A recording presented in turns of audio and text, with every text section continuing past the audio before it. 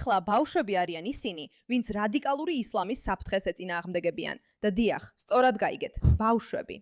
ეხლა რატო უნდა ესმოდეთ ეს საფრთხე ახალგაზრდებს, მაშინ როცა უფროსები ამას ვერ იაზრებენ. ეს ის საკითხია, რომელიც ჩვენ უნდა გავარკვიოთ. მაგრამ ეს ბავშვი სწრაფად გახდა ვირუსული, რადგან ის სკოლიდან ექსკურსიაზე წაიყვანეს და მან უარი თქვა მუხლის მოდრეკაზე. ეს დაუჯერებელი კადრია. ეხლა ვაპირებთ მის ნახვას. მაგრამ ჯერ მოგესალმებით გადაცემაში პუშბექი. მე მქვია მეირაკეი, თქვენი წამყვანი. თუ გძნობთ, რომ დასავლეთი საფრთხის ქვეშაა და გსურთ წინააღმდეგობის გაწევა, მაშინ კეთილი იყოს თქვენი მობრძანება. თქვენი პოვეთ, თქვენი ხალხი. ასე რომ დააჭირეთ გამოწერის ხილაკს, გაავცელეთ ეს ვიდეო და გააკეთეთ ყველაფერი, რაც საჭიროა.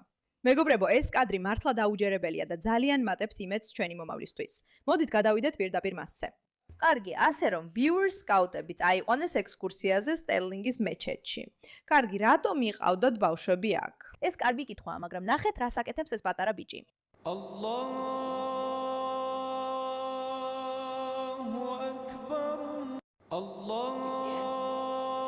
ხედავთ ამას?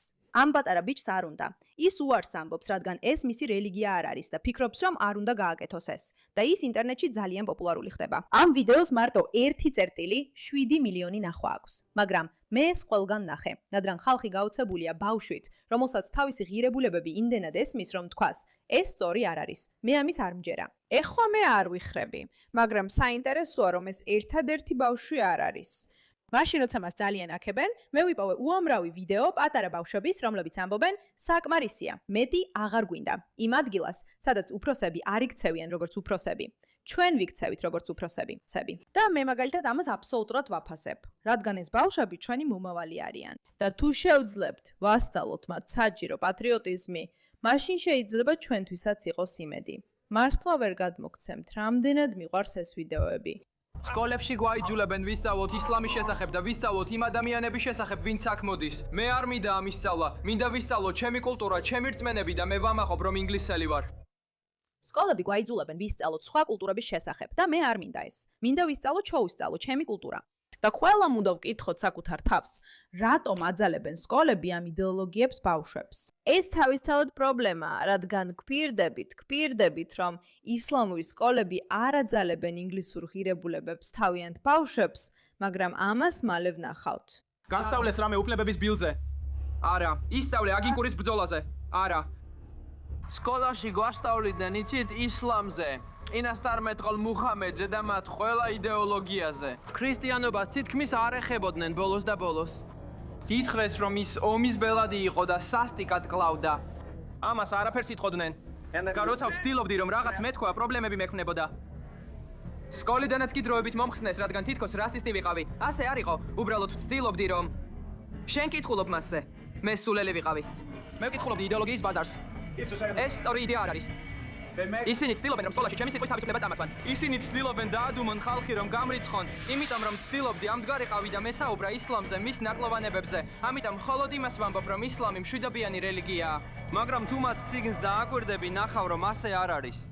სხვადასხვა ეს ბავშვი საოცრად მჭევრმეტყველია და ძალიან აღფრთოვანებული ვარ. კოჩა ხმის მშობლებს. მაგრამ დაფიქრდი იმაზე, რომ ისინი არა მხოლოდ ავცელებენ იდეოლოგიებს სკოლებში, შესაძლოა შენ შვილებთანაც კი და შენ ამის შესახებ არც კი იცი, არამედ ბავშვები ხვდებიან, რომ არაფრის თქმას ვერ ბედავენ. ისინი ვერ იცავენ საკუთარ თავს ამისგან. და თუ შენ პატარა ბავშვი ხარ, რომელიც უკვე სწავლობს, რომ დიდი სისტემა გადაჩერებს, თუ ეცდები წინააღმდეგობა გაუწიო იმას, რასაც არასწორად თვლი, დაფიქრდი, როგორი ზრდასრული ადამიანი ჩამოყალიბდება ასე. რამდენად ღრმად აღწევს ეს პატარა ბავშვის ფსიქიკაში. და ეს სწორედ ამ ბავშვის მშობლების დამსახურებაა. და მე მზად ვარ ჩემი სიცოცხლე დავდო ამაზე, რომ მათ ასწავლეს მას, რომ ეს ღირებულებები პრობლემურია და რომ მას შეუძლია წინ წამოწევა, რომ მას აქვს მათი მხარდაჭერა და შეუძლია თავისი აზრის გამოხატვა. ეს არის ის საქმე, რაც მშობლებს უნდა აკეთებდნენ თავიანთ შვილებთან. თუ ბავშვებს აიძულებენ, რომ ამ იდეოლოგიებში ირწმუნონ, ხო ასეა. გაგახსენებთ, რომ ისლამისტები საერთოდ არ იხევენ უკან. და ჩვენ გვაქვს კიდევ მეტი ვიდეო, სადაც ბავშვები ამ ყველაფერს ეწინააღმდეგებიან, რაც კიდევ ერთხელ ძალიან მომწონს მიუხედავად იმისა, რომ ამის საჭიროება სიგიჟეა, მაგრამ მაინც მიხარია, რადგან ეს ძალიან დიდი მეტს მაძლევს. მაგრამ სანამ ამას განვიხილავთ, ერთი სიტყვა ჩვენ სპონსორზე. ვიცი, რომ შენ შენიშნე, როგორი მშვენიერია ჩემი კანი და გულწრფელად რომ გითხრა, მე არ ვარ ის ადამიანი, ვისაც რუტინა აქვს. უბრალოდ ერთი პატარა საიდუმლო მაქვს. ჩემი ყოველდღიური რუტინის ნაწილი გავხადე OneSkin OS. 1-ის გამოყენება და დროთა განმავლობაში ჩემი კანი ნამდვილად უფრო გლუვი და ჯამფრთელი გახდა. და თქვენ სამჩნევთ ამას. რაც 1-skins განსხვავებულს ხდის, ის არის, რომ ის სპეციალურად შექმნილია ზომბი უჯრედებზე ზემოქმედებისთვის. ანუ დაბერებული კანის უჯრედების, რომლებიც სწორად აღარ ფუნქციონირებენ და იწვევს წვრილ ხაზებსა და კანის უსიცოცხლობას. არა რომ მევბერდებოდე. შედეგები დადასტურებულია 4 რეცენზირებული კლინიკური კვლევით, 10,000-ზე მეტი ხუთვარსკვლავიანი მიმოხილვით და Bloomberg-მა ისინი კანის ხანგრძლივობის ლიდერადაც კი აღიარა. და მე ძალიან მიხარია, რომ ისინი ჩემი სპონსორები არიან. მეტი ვიდრე 10 წლიანი ხანგრძლივობის კვლევის შედეგად შექმნილი 1-skins OS, O1 პეპტიდი დამტკიცებულია, რომ მიზნად ისახავს დაბერების ხილულ ნიშნებს და გეხმარებათ, რომ თქვენი კანი იყოს ყველაზე ჯამფრთელი ეხლა და ასაკთან ერთადაც. შეზღუდული დროით სცადეთ 1-skin 15%-იანი ფასდაკლებით. გამოიყენეთ კოდი MEIERA ვებგვერდზე 1skin.co/ ან 1skin.co/MEIERA. ეს ნიშნავს 15%-იანი ფასდაკლებას ვებგვერდზე 1skin.co კოდით MEIERA. შეძენის შემდეგ ისინი კითხავენ, საიდან გაიგეთ მათ შესახებ. გთხოვთ, მხარი დაუჭირეთ გადაცემას და უთხარით, რომ ჩემგან გაიგეთ. დიახ, გთხოვთ, ნამდვილად დაუჭირეთ მხარი გადაცემას, რადგან ჩვენ ვაფასებთ თითოეულ ჩვენ სპონსორს და ჩემი კანი, უნდა ვთქვა, მგონია, საკმაოდ კარგად გამოიყურება. მაგრამ ვის აინტერესებს კანი, როცა ბავშვების ინდოქტრინაციას უყურებთ? ხედავთ, რაც ამაში საინტერესო არის ის, რომ ისლამისტებმა კარგად გაიგეს ბავშვების ინდოქტრინაციის მნიშვნელობა. და ეს არის ერთი კაცის ვიდეო, რომელიც იაპონიაში ცხოვრობს. მოდით მოვისმინოთ, რას ამბობს ის. ეს არის პაკისტანელი მშობელი. ანუ ყველას შეუძლია იაპონურ სკოლაში სიარული. სკოლაში დადიხართ? დიახ, დავდივართ. ჩვენ მუსლიმები ვართ. ბაღში და სკოლაში ჰელოვინსა და სეცუბუნს არ ზეიმობთ. ჩვენ როგორც მუსლიმები ბაღში და სკოლაში არ ზეიმობთ შობას, თარჩობას, არც ჰელოვინს, არც სეცუბუნს და სხვა მსგავს დღესასწაულებს. იმ დღეებში ჩვენ ვისვენებთ.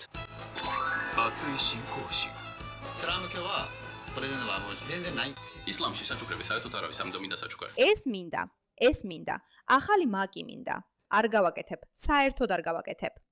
კარგი, ამ ვიდეოში საინტერესო ის არის, რომ აქ ამბობს, ჩემი შვილები მუსლიმები არიან. არ ვაძლევ უფლებას იაპონურ დღესასწაულებში მიიღონ მონაწილეობა. და ამბობს, რომ ისინი იმ დღეს სკოლაში არ მიდიან. იაპონიაში ისლამი არ არის. იაპონიამ უფრო მრავალკულტურული უნდა გახდეს, ხომ ასეა. ისინი მოდიან სხვა საზოგადოებებში და ამბობენ, თქვენ უნდა დაუჭიროთ მხარი ჩვენს იდეოლოგიებს, მაგრამ ჩვენ არანაირ შემთხვევაში არ ვაძლევთ ჩვენ შვილებს უფლებას თქვენი იდეოლოგიების გავლენის ქვეშ მოექცნენ. ჩვენ აქ იმისთვის ვართ, რომ ყველაფერი გადავიბაროთ. ვფიქრობთ, იაპონიამ უფრო მრავალკულტურული უნდა გახდეს. ეხლა შეგიძლიათ ნახოთ ჩვენი ვიდეოები იაპონიაზე, რადგან ისინი შესანიშნავად აჩერებენ ისლამისტურ ხელში ჩაგდებას. მაგრამ დაფიქრდით ამაზე და შედარებაზე, ხო ასეა? შედარეთ ამ ვიდეოს, სადაც პატარა შოტლანდიელი ბავშვი მეჩეთში მიყავთ ამ იდეოლოგიის აღსანიშნავად და ის დგება და ხვდება, რომ რაღაც არასწორია. და იმ ვიდეოს, სადაც კაცი ამბობს, არასოდეს მივცემ ჩემ შვილებს იაპონური კულტურის აღნიშვნის უფლებას. ეს საშინელი იქნებოდა, ეს საშიში იქნებოდა. და ეს ფენომენი წლებია რაც მიმდინარეობს. კარგი, ეს ახალი არ არის. ეს არაფერს წარმოადგენს გასაკვირს. ეს 2018 წლიდან როცა დანიის ბავშვები სკოლაში ისლამის გაკვეთილებს იღებდნენ 2018 წელს. იცი რამდენი ხანია ამას აკეთებენ? რამდენი ხანია ცდილობენ ჩვენს კულტურებში შემოსვლას და ჩვენი ბავშვების წაყვანას? ხო ასეა. პატარა ბავშვი ასწავლის მათ და ყველა სწავლობს მუხლმოდრეკას და ლოცვების შესრულებას. ეხლა კიდევ ერთხელ უნდა ვთქვა, რომ მე სრულიად ვემხრობი იმას, რომ ბავშვებმა ბევრი კულტურა ისწავლონ. ვფიქრობ, ეს ძალიან კარგია ბავშვებისთვის. მახსოვს, როცა ბავშვი ვიყავი, ვსწავლობდი აფრიკულ, ჩინურ და ტაილანდურ კულტურებს და მქონდა შესაძლებლობა მენახა ეს ქვეყნები და ეს ბავშვობიდან მახსოვს. სხვადასხვა ტიპის ადამიანებით გადაცება და იმის სწავლა, რომ სოფლიოში სხვა ტიპის ადამიანებიც არსებობენ, ბავშვებისთვის ძალიან კარგია. თუმცა, კითხვა ისაა, რატომ აძალებენ ამას ბავშვებს მათი საკუთარი ღირებულებების ნაცვლად? მე ყოველთვის ვიცოდი, რა იყო ჩემი ღირებულებები, რომელი საზოგადოებიდანაც მოვდიოდი, რაში მჯეროდა და ძალიან მაინტერესებდა, რომ არსებობდნენ სხვა ადამიანებიც, რომლებიც ასე ფიქრობდნენ. არავინ უთქვამს ჩემთვის, რომ სხვა ადამიანები ჩემზე უკეთესები არიან და რომ თუ რამეს ვიტყვი მათ შესახებ, პრობლემები შემექნება. არ მაქვს უფლება ვისაუბრო ჩემს ღირებულებებზე და არც კი მაქვს უფლება აღნიშნო ჩემი ღირებულებები. ეს არისო ის იდეოლოგია, რომელიც ჩემზე ზეწოლას ახდენდა. მაგრამ სწორედ ეს ხდება ამ სკოლებში, ხომ ასეა? ანუ ეს მხოლოდ სკოლებში არ ხდება. ეს ასევე ხდება სკაუტებშიც, ხო ასეა? სხვადასხვა სკოლის შემდგომ პროგრამებში, პატარა სოციალურ კლუბებში. იქაც ამ იდეოლოგიებს ბავშვებს თავს ახვევენ. შენ ამბობ, ალლაჰი, ეს ნიშნავს, რომ შენ თალდუნ იმას. მე ვთალდუმ იმას. ალლაჰი დიდია. ალლაჰუ აკბარი. გულისხმობ ეს მართლა უნდა გაწუხებდეს, რადგან ალლაჰ აკბარი კი ნიშნავს ღმერთი დიდია, მაგრამ ეს ასევე ის სიტყვებია, რასაც ისინი იყენებენ ტერორისტული აქტების დროს, ხომ ასეა? ანუ რასაც ამ პატარა ბავშვებს ასწავლი, არის ის, რომ ხო, სკოლაში ხარ, ალლაჰ აკბარი, უბრალოდ თქვი ეს სიტყვები იმის გაუგებლად, რომ თუ საჯარო ადგილას ხარ და ვინმე ხმამაღლა ამბობს ალლაჰ აკბარს, ალბათ დიდ საფრთხეში ხარ. აქ ისინი უბრალოდ ცდილობენ ეს დადებით რაღაცა წარმოაჩინონ. მოდით ყველანი ერთად შევიკრიბოთ და ეს საოცარი რამ ნახოთ. მაგრამ კიდევ ერთხელ, სწორედ ბავშვები არიან, ვინც ამას ეწინააღმდეგებიან. შეხედეთ ამ საოცარ პატარა ბავშვს. გამარჯობა. მოგესალმებით Wiley ISD-ის სკოლის საბჭოში. ჩემი სახელია ლილენ სადერსი. უბრალოდ მინდა ვისაუბრო ისლამის ნამდვილი ბოროტების შესახებ. და რატომ არ უნდა შეეძლოს მას ტეხასში ან ზოგადად შეერთებულ შტატებში შეღწევა. ქრისტიანობა მე-15-მე-17 საუკუნეებში ყველაზე გავრცელებულ რელიგიად იქცა. ეს მოხდა კანონების ცვლილებების, სახარების გაზიარებისა და პოპულარობის ზრდის შედეგად. ისლამი დღესაც ცდილობს იგივე გააკეთოს, მაგრამ სასიკვდილო ძალის გამოყენებით. ერთ-ერთი მრავალი მაგალითია 2015 წელს ლიბიაში მომხდარი სიკვდილით დასჯები. ისლამურმა სახელმწიფომ გამოაქვეყნა ვიდეო, სადაც 21 ქრისტიანი მიგრანტის თავის მის მოკვეთა ჩანს და ისინი ურწმუნოებად გამოაცხადა. და ისლამი ზუსტად იგივეას გაუკეთებს ურწმუნოებს ამ ქვეყანაში, ღმერთის ქვეყანაში სხვათა შორის. გესმის, რომ პატარა შვილი ყავს. რამდენი წლისაა? თუნდაც 15-ის იყავს, შენ პატარა ბავშვი ყავს, რომელიც არაა 15-ის, ალბათ 11 ან 12 წლის. რომელიც ხვდება იმ საფრთხეს, რასაც ვეჯახებით. ეხა ამას რომ უღიმი, იმიტომ რომ ძალიან ვამაყობ მისი სიმამაცით. მაგრამ ამავდროულად გული მტკივა იმის გამო, რომ 11 წლის ბავშვი ასეთ ტვირთს ატარებს. იმ ფაქტის სიმძიმე, რომ ისლამს ურწმუნოების სიკვდილით დასჯა უნდა და ეს ადამიანები მის სკოლაში მოდიან. ვინც არ იცის ეს ამბავი, ტეხასში, Wiley ISD-ის სკოლაში მუსლიმთა საძმოსთან დაკავშირებულმა ჯგუფებმა ლანჩის დროს ისლამის ქადაგების სტენდი დადგეს და მოსწავლეებს ყურანები, ჰიჯაბები და შარიათის კანონების ბროშურები დაურიგეს. მშობლები სამ საბჭოს ხდომაზე მივიდნენ, ითხოვდნენ პრობლემების განხილვას, ითხოვდნენ პასუხებს, ხომ ასეა? და აი ამ უშიშარმა 12 წლის ბიჭმა პალმასვილიდან ყველას ყურადღება მიიპყრო. ის 12 წლისაა და აი რა თქვა მან, უბრალოდ არ მჯერა რომ პატარა ბავშვი ამას ასე კარგად ხვდება. მაგრამ ამავე დროს ეს ძალიან გულსატკენია, რადგან ნიშნავს, რომ მშობლები და უფროსები არაფერს აკეთებენ. საკმარისად კარგ საქმეს არ აკეთებენ, რომ პასუხები მოითხოვონ და ეს შეღწევა შეაჩერონ. თუ 12 წლის ბავშვს უწევს იმის გამო ნერვიულობა, რომ ერთ დღეს ურწმუნოობის გამამო შეიძლება სიკვდილით დასაჯონ. არა ყველა ჩვენგანი. უკვე დირბორნში, მიჩიგანში ხმამაღალი დინამიკებიდან მუსლიმური ლოცვის მოწოდება ისმის. ლოცვის მოწოდება დღეში 5 ჯერ ხდება. რატომ უნდა მოусმინონ დირბორნის მცხოვრებლებმა ამერიკის შეერთებულ შტატებში მდებარე ქალაქში ხმამაღლა გაჟღერებულ იდეოლოგიას დღეში 5 ჯერ, რომელიც მათ მოკლავს, თუ ისინი ცრუღმერც არ ევედრებიან, რომელიც ქალებს, როგორც ჩემი დედა და გოგონებს, როგორც ჩემი დაავნებს.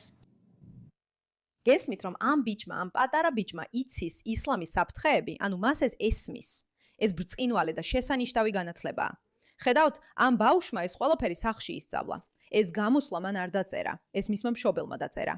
და რაც უფრო მეტ ადამიანს შეუძლია თავის შვილებს აუხსნას, რასთანაც გვაქვს საქმე, მით უფრო მეტად ექნებათ ამ ბავშვებს ბუნებრივი იმუნიტეტი, რომ როცა გაიზრდებიან, გაიაზრონ, რომ აქვთ რაღაც, რაც ღირს დაცვათ, რაღაც რისთვისაც ღირს ბრძოლა. მაგრამ რა ხდება საპირისპიროა? მშობლები არაფერს ამბობენ, ეშინიათ, რომ რასისტებად ჩათვლიან, რეალურად არ იბრძვიან, არ იციან როგორ უნდა იმოქმედონ და შემდეგ ბავშვები ამ ოქმანს ხედავენ და სწავლობენ მისგან. ყველა ეს ბავშვი, ვინც წამოდგა, ის ბავშვი სკოლაში, ის ბავშვი პროტესტზე, ეს ბავშვი წარმომადგენლების წინ, მათ სახლში ისწავლეს, რომ საკუთარი ღირებულებები უნდა დაიცვან. და ეს აბსოლუტურად მშვენიერია. დავასრულებთ ამ ვიდეოს. სანამ ISD-ის სკოლები ამავე იდეებს ჩემნაირ ბავშვებს ასმენინებენ, მე აქამდე ამ ტრიბუნასთან ვიდექი და მივმართე საბჭოს თქვენი საზარელი ქმედებების გამო, რომ დაუშვით ისლამური ორგანიზაცია, რატომ ისლამი? თქვენს სასადილოში, როცა ისინი ჰიჯაბებს, ყურანსა და შარიათის კანონების ბროშურებს არიგებდნენ მოსწავლეებზე ისე, რომ თქვენ არ იცოდით. მე საბჭოს ვკითხე ამის შესახებ და როგორ იქნებოდა ეს საკითხი მომავალში განხილული და შეცვლილი. თქვენ თითქმის არანაირი ქმედება არ გაგიკეთებიათ.